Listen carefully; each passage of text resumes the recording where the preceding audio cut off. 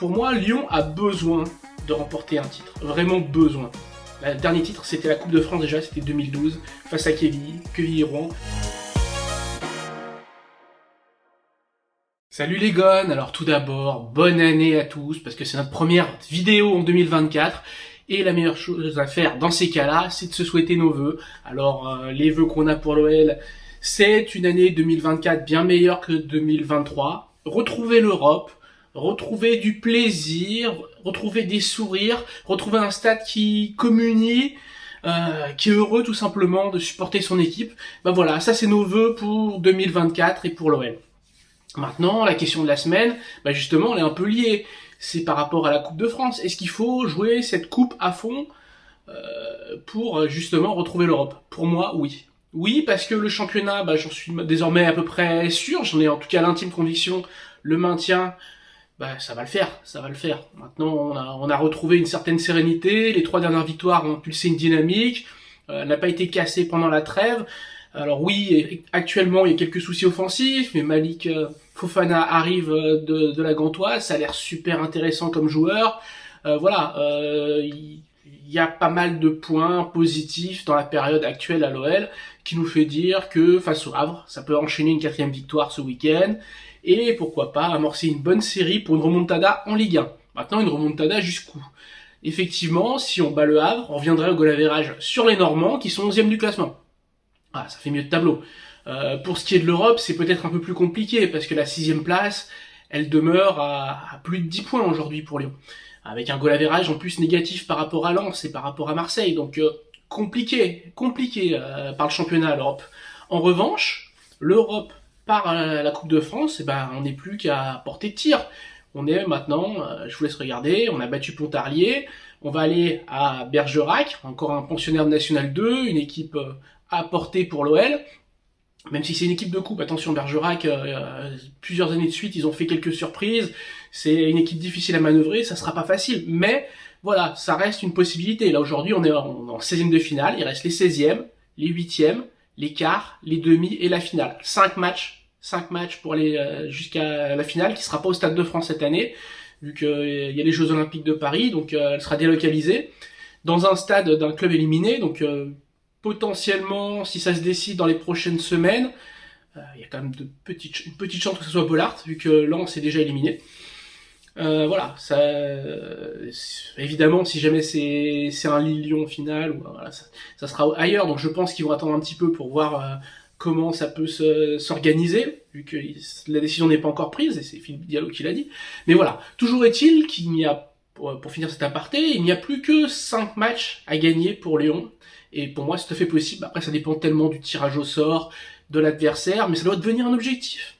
Le championnat, d'accord, la saison, elle est pourrie, elle est finie, on reviendra plus dessus. Si on pouvait, à la rigueur, assurer un bon maintien confortable dès la 28, 29, 30e journée, pour laisser 4 journées à la fin pour se focaliser sur la coupe, faire un peu comme Toulouse l'an dernier, devenir cette équipe-là. Pour moi, Lyon a besoin de remporter un titre, vraiment besoin. Le dernier titre, c'était la Coupe de France déjà, c'était 2012, face à Quevilly-Rouen, c'est déjà Lacazette qui l'a soulevé. Voilà, moi je pense que pour cette génération-là, pour cette saison, ça peut être entre guillemets le à moindre mal. Devenir une équipe de coupe, gagner la Coupe de France, aller en Ligue Europa. Économiquement, l'OL a besoin de ça de toute façon. Parce que même si John Textor fait des apports, jongle avec les finances, avec des prêts, ça fait beaucoup de choses derrière, il n'en reste pas moins que l'OL sera fortement déficitaire en fin de saison s'il n'y a pas d'Europe, et surtout pour se financer l'an prochain, ça sera à chaque fois compliqué. Il faudra vendre la LDLC Arena, il faudra vendre ci, il faudra vendre ça. Ça devient compliqué, quoi. L'idéal, ça serait quand même que de pouvoir disputer l'Europe pour, entre guillemets, casser la spirale qui s'est enclenchée il y a quelques années, qui devient difficile.